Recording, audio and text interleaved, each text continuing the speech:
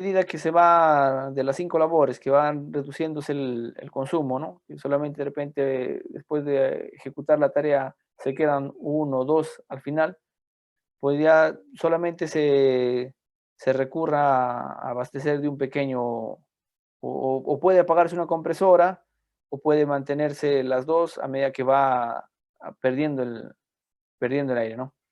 O perdiendo la capacidad. Eh, por ahí puede haber una fuga y el consumo puede ser constante, no porque se está utilizando, sino por una fuga. Entonces, estos sistemas también te detectan que el consumo es constante y te determinan en qué rango de horas se puede trabajar mejor, ¿no? Entonces, por ahí se genera un consumo, una reducción sobre el consumo de energía, si tu compresor es eléctrica, o un consumo pues más reducido de combustible, ¿no? Si tu compresor es diésel. Entonces, estos sistemas te permiten llevar un mejor control, te permiten cuál es la indicación o el indicador de mayor frecuencia, ¿no? Y te van a arrojar también mucha estadística, ¿no? Mucha información. Lo que hacemos también en el proceso de inspección para los que supervisamos servicios auxiliares es que las tuberías no tengan fugas, ¿no? La troncal principal se use en su mayor estructura posible, porque si dentro de la red se tiene aperturas o pequeños orificios sobre la tubería, ¿no? Y existe fuga, entonces el caudal que vas a necesitar va a ser siempre mayor, porque la fuga no es un trabajo efectivo, ¿no? La fuga es una pérdida de aire, igual es aire comprimido. Entonces, lo que se tiene que hacer es en ese momento hacer una parada de la tarea, una parada de la actividad y eliminar la fuga, corregir de repente, cambiar la tubería o ponerle un accesorio que selle el orificio, pero tiene que ser, como sabemos que es aire comprimido, tiene que ser pues una nueva instalación, reemplazar, ¿no? O hacer una soldadura, o de repente colocar una brida eh, eh, mucho más robusta. Entonces, se tiene que considerar que toda la red no se tenga fuga, ¿no? Eso es lo importante en la supervisión. Otro aspecto fundamental es que las compresoras no trabajen en vacío, o sea, no esté prendida la compresora mientras no exista requerimiento de aire. Muchas minas empiezan su operación a las 7 de la mañana y el colaborador empieza la actividad de perforación todavía a las 9 y la compresora está prendida desde las 7:30. Entonces, esas horas donde la compresora está en funcionamiento, sin embargo, no se está consumiendo en las operaciones, te generan pues mayor consumo de energía por un lado, mayor esfuerzo por otro lado de la compresora que no es liberada, ¿no? O sea, tú estás consumiendo y no estás desahogando. Y también por otro lado es que el que está recibiendo toda la carga va a ser pues la red, la tubería, ¿no? Y justamente es ahí donde se empiezan a generar las aberturas, en tuberías de mala calidad empiezan a rajarse, ¿no? Y al final eso termina en una fuga, ¿no? O una rotura de tubería. Entonces, esa relación de comunicación entre la operación y el servicio auxiliar de aire comprimido, entonces mucho depende de, de una efectividad de tiempos, ¿no? Y lo último, pues, es que se debe hacer inspecciones muy periódicas. Ya, si se hacen instalaciones, ya, y se hacen de repente pruebas en vacío sobre la instalación, ¿no? Y lo dejamos libremente hasta sin revisar al final, sin hacer una inspección previa, ¿no? Podríamos nosotros caer en el juego de que hacemos la instalación sin control, ¿no? Entonces, ¿qué se tiene que aplicar ahí? Siempre las inspecciones. El colaborador siempre tiene que reportar donde empieza a existir pequeñas aberturas, pequeñas fugas que son sonidos intensos y se tiene que priorizar la eliminación de fugas, ¿no? Eh, otro, Otra consideración es que debemos saber que para nosotros hacer un diseño de qué compresora vamos a tener implementar en el servicio, ¿ya? Debemos tener claro qué maquinaria estamos utilizando en el proceso, ¿no? En este caso, las maquinarias, por decir, aquí vemos un ejemplo de cuál es cuáles son los metros cúbicos o pie cúbico por minuto, perdón, ¿ya? O los FMs que se necesitan por equipo, ¿no? En este caso, las YACLES, que son los más comunes en el requerimiento de aire comprimido, necesitan 180 CFMs. Sabemos que también las máquinas chocreteras, ¿no? Entonces, estos, esta lista de requerimientos es necesaria saber porque en función a ello, lo que va a hacer el planificador es justamente saber qué compresora voy a necesitar en la operación.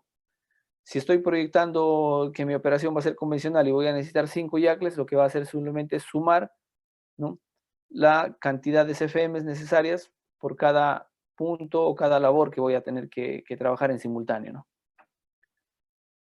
Este es un ejemplo práctico de, por decir, una mina que cuenta con una serie de compresoras.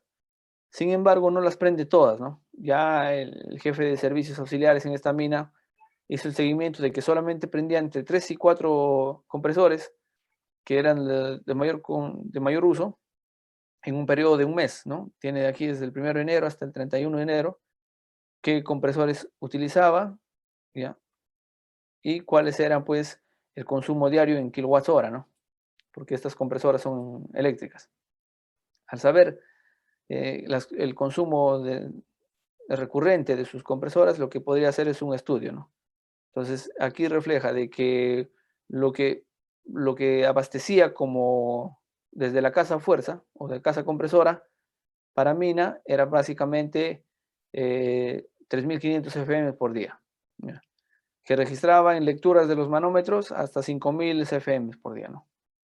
Y por el lado de consumos, refleja, ¿no?, que los consumos, todos los equipos dentro de la mina, ¿ya?, necesitaban un caudal de 2.800 CFM, ¿no? Le suma aquí un desgaste de herramientas, le suma unos adicionales que podrían ser por supuestas fugas, ¿no?, por pérdida, por fricción, por ciertos parámetros.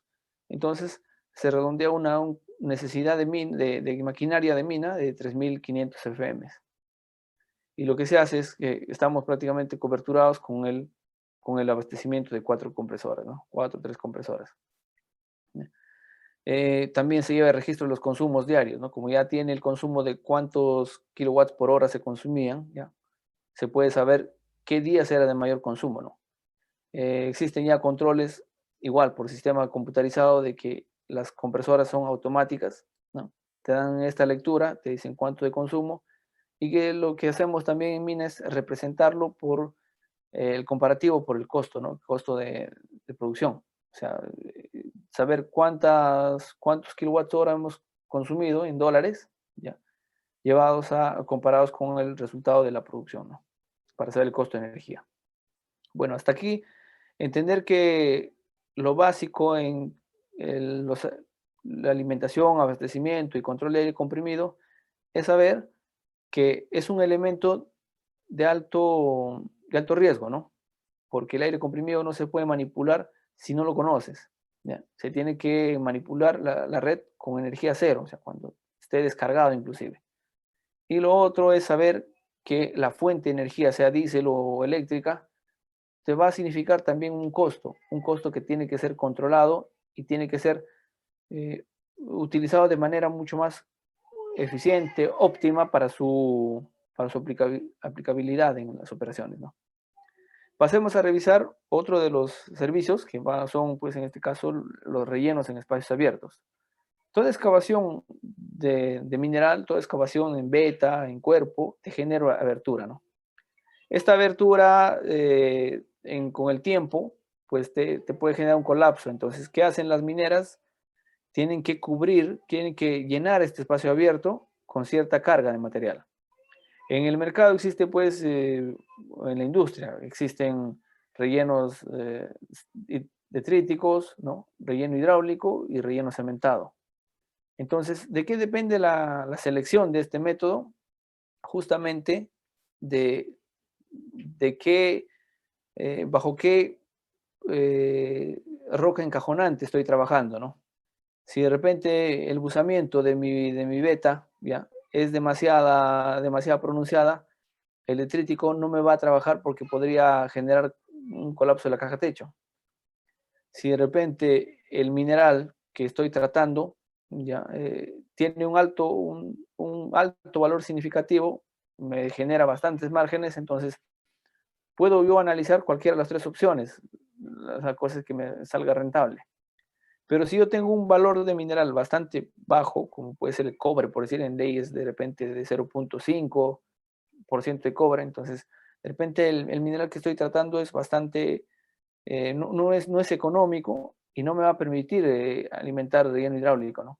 Entonces voy a tener que optar por un relleno de repente detrítico que tiene menor costo, ¿no? O ya no voy a considerar el relleno en pasta. Entonces, otro factor elemental es el valor económico del mineral, del yacimiento, ¿no? Y otro valor también fundamental es la composición de la maquinaria. O sea, si yo tengo, por decir, una mina mecanizada, ¿no? Una mina dinámica, ¿ya? Quizá voy a optar por el relleno detrítico porque voy a tener que hacer las instalaciones de acarreo de carga, ¿no? De desmonte. Entonces va a ser mucho más práctico porque tengo a la mano los equipos. Pero si de repente tengo una instalación, una infraestructura que no permite un drenaje correcto, no voy a poder optar al relleno hidráulico, ¿no? Entonces, las variables que determinan qué tipo de relleno voy a tener que aplicar son tres, ¿no? Primero es el valor económico del yacimiento. Segundo son las cajas o la roca encajonante y lo tercero es la infraestructura, ¿no? Entonces esas tres variables van a determinar qué tipo de relleno se tiene que implementar a la abertura. Pasemos a definir cada una de ellas. El relleno detrítico es de por sí pues, el relleno con el desmonte, con el avance del desarrollo de repente de una labor adyacente que es no económico. Entonces, puede ser en el sistema convencional con palas neumáticas y luego se alimentan por echaderos y luego con rastrillo se ordena la carga, ¿no? Por gravedad. O puede ser en zonas, en minas trackless o mecanizadas, que en este caso pues es un método Batch and Fill, donde por un lado se ejecuta la producción de mineral, que es la rotura de mineral, que es lo amarillo, y por otro lado se hace el relleno detrítico, ¿no? Que es carga estéril. Entonces, en este caso mecanizado, igual es económico para la empresa, para el que lo decida, ¿no? Sin embargo, la gran característica es que es puramente desmonte, ¿no? Puramente el fragmento de desmonte o el estéril que sale de la mina. El tratamiento puede ser pues mediante disparos en las cajas, como pueden ser los huecos de perro, ¿no? Los tajeos antiguos que han generado carga, o puede ser pues de labores que se están avanzando, ¿no? De labores de preparación, de desarrollo, de, que están en desmonte, que te van a generar desmonte para justamente para evacuarlas y transportarlas en los espacios abiertos, ¿no? En caso de superficies o minado en superficie, ¿no? Para los tajos abiertos, ya. Puede ser pues de material detrítico de los cerros, ¿no? Ya, que se esté evacuando, o puede ser del mismo desbroce, ¿no? Que se realiza para antes de llegar al cuerpo mineralizado. Entonces el tratamiento de o el movimiento de esta carga va a ser pues solamente trasladar carga de desmonte de un punto a otro para eh, darle estabilidad a los espacios abiertos que se rellenan en el tajo. ¿Sí? Igual vemos aquí también el mismo método Batch and Fill, donde por un lado se empieza a generar la rotura del mineral y por el otro lado se empieza a cubrir el desmonte, el espacio abierto con desmonte, ¿no? ¿Cuáles son las desventajas de este método o de este tipo de relleno? ¿Ya? Justamente que eh, te permite pues que el mineral económico roto, ¿no? En la limpieza de final se diluye, ¿no? ¿Ya? Se contamine, se mezcle con el relleno. Otra desventaja es que no se puede empaquetar bien las cajas, ¿no? Existen espacios abiertos, caja techo, caja piso, que pues por la volumetría o la granulometría que tiene el desmonte, no cubre de manera uniforme los espacios abiertos, ¿no? Te genera unas burbujas de aire que en algún momento podrían ceder a ciertos esfuerzos de las cajas y podría afectar la estabilidad o comprometer la estabilidad del tajo, ¿no? O de la excavación. También otra consideración que es una desventaja, ¿no? Es que te deja un piso irregular, ¿no? O sea, al final cuando dejas todo de desmonte, te deja pues un desnivel, ¿no? Un momento alto, otro momento bajo, ¿no? Y también que esta distribución es costosa porque tienes que manipular la carga desde un punto a otro, sea de manera manual o con equipo, ¿no? Entonces, tiene sus desventajas el relleno detrítico. Para los conocedores, pues saben por qué ciertamente lo aplican, ¿no? Otro tipo de relleno es el hidráulico. Podríamos decir orgullosamente que el relleno hidráulico se implementó en 1937, por ahí en Cerro de Pasco, que es una de las primeras minas en el mundo donde se ha implementado el relleno en pasta, ¿no? Entonces, este desarrollo ha tenido mucha evolución porque prácticamente lo que significa como hidráulico es la combinación del relave, ya, que se bota, que es lo que no sirve en planta, más agua, ¿no? Y para hallar el fluido adecuado de tratamiento de relave, o que se llamaría pulpa en este caso, pues existe un estudio, ¿no? Un estudio bastante desarrollado, donde también entra la parte de la mecánica de fluidos, ¿no? Ahora, revisemos que las aplicaciones, pues, que vas a darle en el relleno hidráulico, como ustedes verán, aquí tenemos una abertura donde las cajas son irregulares, ¿no? Entonces, lo que te va a permitir que el hidráulico, con el agua que viene acompañando, pues deberías considerar antes de la aplicación cuál va a ser el sistema de drenaje correcto que tienes, ¿no? En minas donde el sistema de drenaje es no es el correcto, o sea, se vive con el agua límite, es muy complicado darle uso al relleno hidráulico.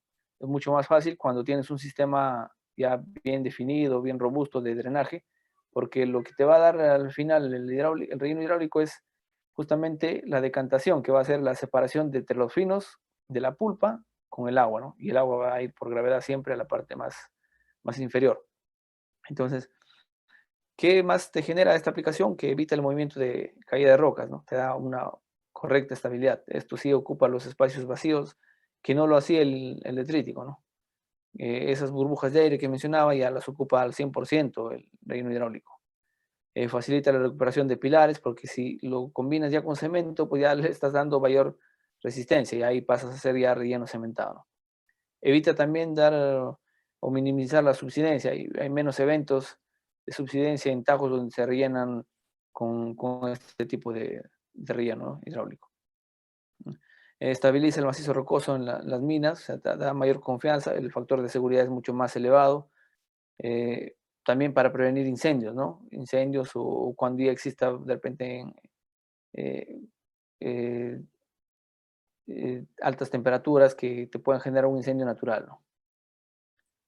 Ya, y por otro lado, pues el aspecto ambiental, ¿no? Que ya le estás dando uso al relave que lo podías disponer en superficie y al disponerlo en socavón o en teromina, lo que estás haciendo es generarte esa, esa disposición, ¿no? Y reduciendo el impacto ambiental, ¿no?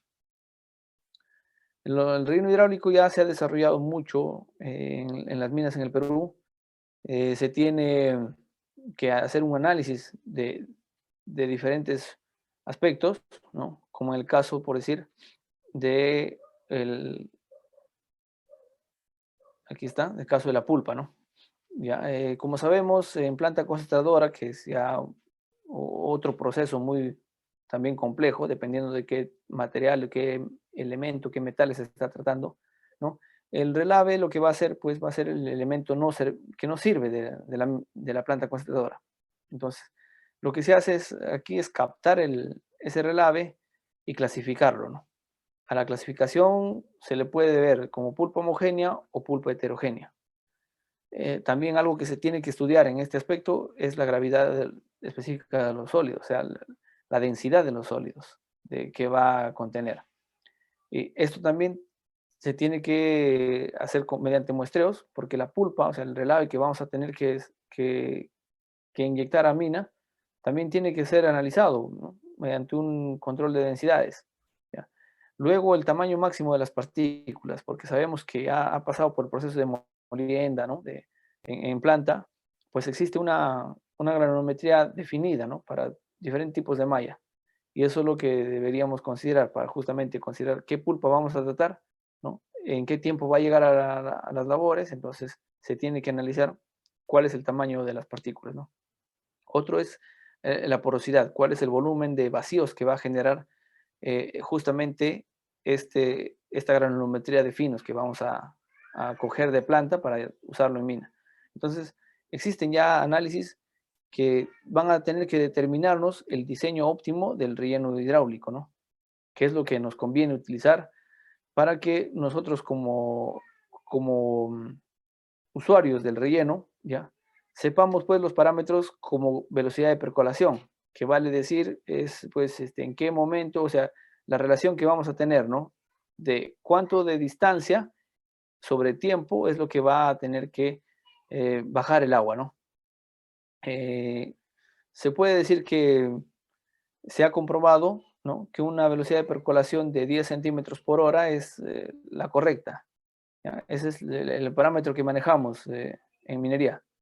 Sin embargo, existen pues parámetros menores, ¿no? O sea, que rápido está sentando el agua, o sea, rápido está saliendo el agua, o rápido está bajando el agua de toda esa acumulación, ese depósito de relleno hidráulico, ¿no? O también que existe lo contrario, ¿no? Que no existe eh, esa velocidad de percolación está muy lenta porque de repente contiene mucha agua, ¿no? Un porcentaje de mayor volumen. Entonces, ¿cuáles serían las desventajas que vamos a encontrar, ¿no? Para el uso de la aplicación de riego hidráulico? Y ahí hablamos de las ventajas que van a ser sobre todo el factor de seguridad. Sin embargo, las desventajas van a ser justamente la inversión sobre la planta, ¿no? Una planta de riego hidráulico tiene un costo significativo porque solamente no es captar mediante tuberías el relave, sino es clasificarlo, ¿no? Ciclonearlo. También existe pues introducción de agua, o sea, como va acompañado del agua, como vemos aquí en la imagen, este agua va a tener que evacuar, separarse del fino al finalmente y este fino va a quedar mientras que el agua va a buscar su curso, ¿no? Entonces el diseño, el final, o sea, el nivel inferior de la mina tiene que estar preparada para recibir este volumen de agua. Claro, el agua va a ser solamente agua sin finos, porque justamente se va a tener que trabajar con otros elementos, como puede ser, ¿no? la tela microporosa, ¿no? O el yute. Entonces, va a bajar solamente agua y agua que a su vez va a contener elementos que han pasado por planta, ¿no? Como pueden ser los sulfuros, ¿ya? O el anhídrido sulfuroso. Entonces, estos elementos van a pasar por el sistema de bombeo y las bombas que van a bombear esa agua tienen que tener esa resistencia, ¿no? De poder recibir y darle y tener esa durabilidad de las bombas para todo este agua en volumen que va a tener que soportar. Entonces, algo que también analizamos es la velocidad de sedimentación, es el SLAM, ¿no? El SLAM, en qué tiempo vamos a poder eh, tener el seco, el relave, ¿ya? En Tajo para que mi ciclo de minado se aperture en la siguiente guardia en un par de horas, ¿no? ¿Ya? Esta actividad es muy propia también del lanzado de Shockrete, ¿no? Porque el SLAM se utiliza con un embudo, ¿no? Un embudo que te va a hacer según la medición que ejecutes, ¿ya? Es un estándar, ¿no? Que nos da más o menos un embudo de 30 centímetros de alto, donde el diámetro de la boca mayor es de 20 centímetros y el de la boca menor es 10 centímetros, ¿ya? Y mediante este embudo con un flexómetro vamos a poder revisar cuál es el SLAM óptimo, ¿no? Para el diseño de mi relleno hidráulico. Tenemos aquí algunas vistas de cómo son las plantas de relleno hidráulico. Esta por decir es el sistema complejo de Missouri está en el relleno ya con pasta, o sea, con cemento. ¿Ya? Y también existen softwares que te hacen el análisis automatizado, ¿no? ¿Ya? Para apertura de válvulas, para control. Ya, ustedes saben que cuando en una planta existe dosificación de cemento, que viene a ser ya el relleno cementado, ¿no? Las válvulas pues ya son electrónicas y que se tiene que llevar un buen control de la balanza, cuánto de peso está alimentando, cuál es la dosificación correcta. Entonces, ya se tienen herramientas digitales que te pueden permitir este control más para una mezcla homogénea, ¿no? Tengo aquí también una vista de cuánto sería el presupuesto para una planta bastante básica, ¿ya? En lo que significa relleno hidráulico. Sabiendo que las plantas básicas no necesitan tanta infraestructura, solamente el criterio de utilizar la alimentación a un nivel superior, ¿no? Que podría ser de un cargador frontal o un scoop, y luego mediante gravedad con agua se puedan mezclar, agitar y que pueda caer mediante gravedad o sistema de bombeo a los tajos o a la zona donde vamos a rellenar. Entonces, el presupuesto modesto que se tiene para estos casos, ¿no? Un caso bastante típico puede ser pues hasta de 30.000 a 35.000, ¿no? Para este caso es 33.800, ¿no? dólares. Quizá lo recomendable para poder aperturar esto es primero tener pequeñas muestras, sobre todo del relave que estamos obteniendo, ¿no? Porque las muestras de cuánto de la calidad de finos te va a salir pues un menor costo. Una vez que hagamos muestras en pequeñas maquetas, ¿no? En pequeñas proporciones, recién decidamos si podemos invertir o no en la construcción de una planta de relleno hidráulico. Veamos aquí el aspecto de sistema de izaje. ¿Ya? El sistema de izaje es el sistema de acarreo de carga, que para muchos casos es el sistema de en piques, ¿no? Existen minas donde el tratamiento de carga se da en volquetes. En este caso es mediante piques, que para nosotros es importante entender que la estructura también viene dado por diferentes disciplinas, ¿no? Aquí ingresa bastante la parte mecánica, la parte eléctrica, en capacidad de winches, capacidad de cables. El minero interviene en la parte del el control, ¿no? Y quienes comprenden mucho la mecánica, pues saben hasta diseñar piques, ¿no? Desde la parte conceptual, la ingeniería básica, hasta el detalle, ¿no? Entonces, los winches tienen diversos componentes, el sistema de izaje tiene diversos componentes, como puede ser la tambora, ¿no? Una polea, un motor, los cables, la jaula que evacúa la carga, ¿no? Y mucho depende de los controles que tengamos sobre cada uno de estos elementos, ¿no? Entonces, un servicio auxiliar muy indispensable si tenemos en nuestra mina piques, no solamente para evacuar carga, sino para traslado de personal, también es indispensable entender el riesgo que conlleva, ¿no? Ahora, para saber cuál es el diseño adecuado de un pique, pues vamos a tener que revisar diferentes parámetros de análisis, ¿no?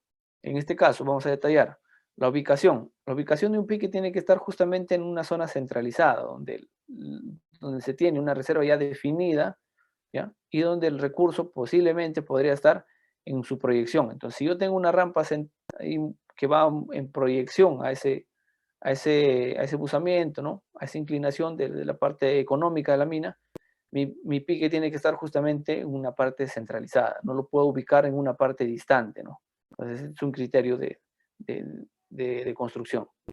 Otro es que deberíamos considerar también cuál va a ser la profundidad. Hay piques que se hacen una primera etapa, 400 metros, donde ya se tiene una reserva, ¿no? Una reserva definida, ¿ya? Donde todavía es recurso, el yacimiento no se ha explorado, todavía está inferido, ¿ya? Se podría proyectar más adelante una segunda fase de pique, pero sabemos pues que se tiene que hacer una zona también que va a generar en unas distante, ¿no? El yacimiento, o sea, no puede ser el pique en medio de la veta, ¿ya? Um, o en zona mineralizada, ¿no? Lo tienes que hacer en una de las cajas. Mayormente se utiliza en la caja piso, ¿no? donde es el punto pues, de acceso al cuerpo mineralizado. La configuración de los piques puede ser de manera cuadrada o de manera circular. Lo más recomendable en estos casos es circular porque la distribución de esfuerzos es mucho más uniforme, ¿no? Cuando se tiene una abertura circular. Cuando es cuadrada requiere de ciertas consistencias, sobre todo para darle estabilidad a los lados de la excavación. ¿Ya? La distribución de carga que va a tener que aplicarse para la evacuación pueden ser pues de doble tambor o de uno solo, ¿no? Por contrapeso. Entonces, los controles que debe tener justamente el servicio auxiliar específico en este parámetro de izaje es pues la carga óptima, ¿no? Carga óptima o cuánto voy a tener que evacuar por ciclo, en qué tiempo voy a tener que evacuarlo, cuál va a ser la velocidad efectiva, para estimar, sobre todo para darle soporte a las operaciones, porque las operaciones tienen un volumen definido de producción. Entonces, quizá una limitante en todas las operaciones, si tu mina va a crecer, va a ser justamente el pique, ¿no? Entonces, el pique tiene que estar diseñado en función justamente de largo plazo. No se puede diseñar un pique para, para una mina que solamente estás estimando, tienes un estudio de un mediano o corto plazo, ¿no? Eh, si comparamos en tema de costos, ¿qué sería la infraestructura de un pique con una rampa? Pues te sale entre un 35 a 50% mucho más rentable tener infraestructura de pique sobre un acarreo por sistema de rampas, ¿no? Con volquetes. Recomendable los tres elementos principales en aspecto de seguridad y izajes, ¿ya? Que son, primero, entender los equipos, ¿no? Cuál es la capacidad tope de los equipos, los dispositivos de seguridad, cuál es el modelo de trabajo. Ya por hoy existen pues los winches que son mucho más sofisticados, ¿no? El diámetro de cable con que está trabajando, la forma de cable, las inspecciones, ¿no? Por otro lado está la carga. ¿Qué voy a evacuar? Mineral, desmonte, solamente carga o también personal, ¿no? Su centro de gravedad, dónde va a estar ubicado. Y lo otro ya pues son los factores externos, ¿no? Como es el ambiente, la roca donde está ubicada, si existe humedad, existe filtración de agua, ¿no? La habilidad del personal, qué tipo de maquinaria para el tema de izaje.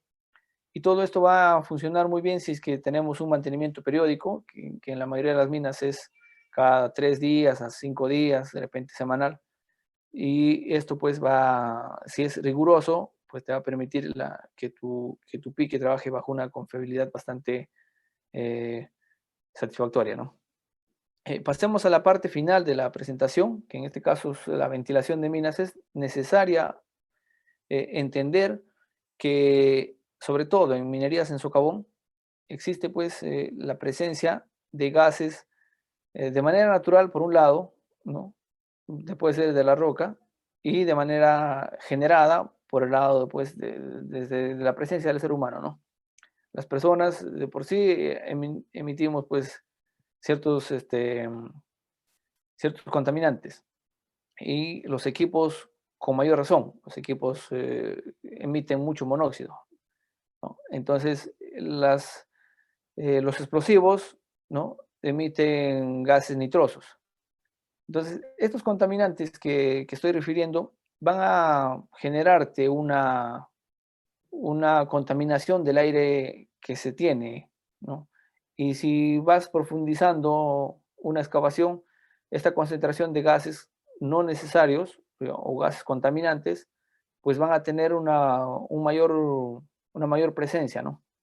Entonces, desde 4 aspectos importantes se hace justamente la revisión de estos parámetros, ¿no? La norma te exige también que lleves los controles rigurosos bajo límites máximos permisibles, bajo la capacidad mínima de oxígeno también, que debería ser 19.5%. Entonces, estos parámetros puntuales que te determinan el marco legal, también los tienes que asociar a la ventilación de minas subterráneas, ¿no? Entonces, empecemos por nombrar justamente qué factores son los que te exigen analizar un caudal de aire en mina. El aire que viene de manera natural, ya, eh, viene compuesto por oxígeno, ¿no? Nitrógeno, hidrógeno, ¿ya? Y otros gases, y que de cierta forma las personas, ¿no? Que vamos a poder respirar oxígeno, necesariamente oxígeno, ¿ya? Y vamos a emanar dióxido de carbono, entonces, perdón, CO2, lo que vamos a hacer nosotros es que, que estos contaminantes se requieran de evacuación, ¿no? Vale decir, por cada persona, a medida que va aumentándose la altura o la altitud sobre el nivel del mar, ¿ya? Vamos a tener que implementar eh, ciertos cubos por minuto. La escala que nosotros manejábamos en minerías a 4.000 metros sobre el nivel del mar son 6 cubos por minuto por persona.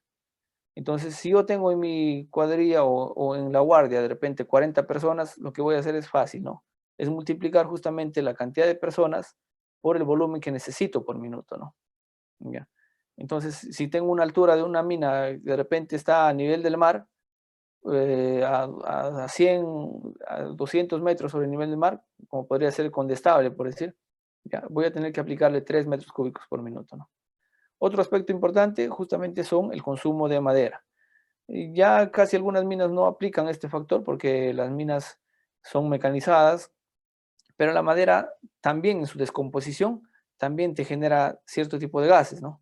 Entonces, por eso anteriormente se consideraba cuál era el parámetro de consumo necesario de aire fresco para coberturar la contaminación por uso de madera, ¿no? Otro parámetro importante es el de los motores de combustión, o sea, los equipos por HPs. Entonces se puede decir que son 3 metros cúbicos por cada HP de motor de cada equipo, ¿no? Entonces es fácil, acá por si vemos una tabla donde tenemos los equipos de diferentes motores, diferentes marcas. Un Jumbo Axera tiene 260 HPs, ¿no? Un Jumbo de 2G, ST2G, tiene 150 HPs, y esto viene dado por la fabricación del equipo, ¿no? O sea, en el manual de los equipos vemos cuántos HP son los que consumen, y ahí tenemos que darle su factor, ¿no? ¿Ya? Eh, aparte los HPs que consume, cuánto prácticamente sería lo necesario para coberturar la combustión del motor de los equipos. Y también tenemos otro factor por temperatura, ¿no? Por temperatura, y lo otro es por generación de gases nitrosos, que van a ser ya eh, los gases de voladura. Entonces, una vez que tenemos nosotros calculados cuál va a ser el caudal necesario de aire a cubrir, deberíamos nosotros considerar cuánto es el aire necesario para inyectar. Al hacer esta relación, vamos a revisar la entrada sobre el requerimiento. El requerimiento, ya les dije, va a venir por los cálculos mencionados, y la entrada de aire va a venir por el diseño de la ventilación, ¿no? Por el ventilador, de repente, inyector, ¿ya? Entonces, al hacer este análisis, lo que vamos a hacer es un balance, y por decir, esta muestra de cobertura de aire es algo auditable para desde mediana minería a gran minería, ¿no? Necesitamos nosotros tener esta cobertura de manera mensual, bajo periodos de repente semanales, ¿no? Que nos demuestren que ante fiscalizaciones, auditorías mineras, que estamos haciendo un estudio sobre la ventilación. Y aquí vemos ya algunas vistas de ventiladores de mayores magnitudes, ¿no? Operaciones con mayor necesidad de volúmenes de aire para sus operaciones, como también algunos que tienen menores, ¿no? Y justamente hay que hablar que estos controles para niveles de monitoreo de gases, de aire, pues claro, el minero está preparado, pero para comprender el funcionamiento eléctrico necesitamos siempre de los electricistas, ¿no? La parte especializada en la ubicación, la competencia de los ventiladores, pues es justamente los técnicos electricistas. Eh, Hablamos ya sobre los ventiladores. Bueno, un ventilador es un equipo que mediante una rotación de álabes te genera, bien puede ser inyección de aire o también puede ser extracción de aire, ¿no? ¿Ya? Existe un parámetro muy específico para este tipo de controles, una comparación entre las capacidades y la presión, ¿ya? No es lo mismo diseñar un ventilador por un motor de HPs, ¿no? Cuando se solicite diferentes caudales, ¿no? O sea, lo que te dicen comúnmente en la mina, ¿qué necesitas en tu labor? ¿Caudal o presión, ¿no? Para diseñar el motor de tu ventilador. Erróneamente a veces compramos un ventilador de repente por la capacidad nominal que hemos calculado, decimos un ventilador de 30.000 o 40.000 CFM, ¿ya? Cuando en realidad lo que necesitamos en nuestra mina es, pues de repente, mayor presión, o sea, mayor funcionamientos del aire que se va a inyectar. Ahora, ¿por qué es necesaria la presión? Justamente porque lo que te va a hacer, lo que va a generar la inyección de aire, ya, va a ser necesario que diluya el gas por el rebote, ¿no? O sea, haga un efecto de rebote. Y es por eso que la norma también se apega mucho a este parámetro de que tiene que ser la manga, tiene que estar ubicada a 15 metros del tope, ¿no? Porque si no, de lo contrario, si estaría a 50 metros, el rebote no existiría, o sea, no iría el aire fresco a chocarse con la pared de la labor para retornar, ¿no? Entonces, este concepto lo tenemos claro, los que entendemos mucho más de cómo trabajar bajo estos estándares, ¿ya? Y lo que nosotros también deberíamos conocer aquí es cuáles son, qué tipo de ventiladores vamos a poder trabajar en nuestras operaciones, ¿no? Pueden ser los centrífugos, ¿ya? Que es un menor caso, ¿ya? O pueden ser los axiales, que en su mayoría pues, son las más comerciales para el sector minero, ¿no? Hoy por hoy existen, aparte de los cálculos que podemos hacer, ya por el tiempo no vamos a profundizar tanto en estos detalles, aparte de los cálculos, la necesidad que tenemos ya para saber cuál es la resistencia de un ventilador, ¿no? Cuál es lo óptimo de consumo de un ventilador, existen también simulaciones, ¿no? Las simulaciones digitales como el Benzim, que es quizá el software de mayor envergadura para este diseño, ¿ya? Nos permite a nosotros diseñar, ¿no? Simular cuál va a ser la ubicación de ventiladores y también simular qué puntos podríamos bloquear, de repente aperturar, para poderle darle fluidez a la excavación y al aire sobre todo, ¿no? Entonces, el Benzin te permite hacer, sin necesidad de poder exponer o hacer el trabajo de ubicar ventiladores, lo que te permite es simular la distribución del aire, ya cómo te diluye el aire viciado, bajo qué velocidades eh, va a alcanzar, porque justamente las velocidades se tienen que atender porque la norma te exige, ¿no? Cuando tienes, por decir, consumo de ANFO en tus labores, tu velocidad de aire tiene que ser pues entre, o no menor, a 25 metros por minuto, ¿no? Entonces, esos parámetros los determina el Benzin. Te permite simularlo, revisarlo y tomar acción, ¿no? Puedes diseñar hasta bloquear labores, taponear labores, ¿no? Hacer nuevos accesos, chimeneas, y sin necesidad de hacerlo físicamente, sino hacerlo en una simulación. Estas herramientas, además de darte esa vista, esa proyección, también te determinan, pues, en función a la cantidad de recursos que se han tenido, el nivel que estás trabajando, ¿no? Alimentas la información y te genera ya una proyección de gasto.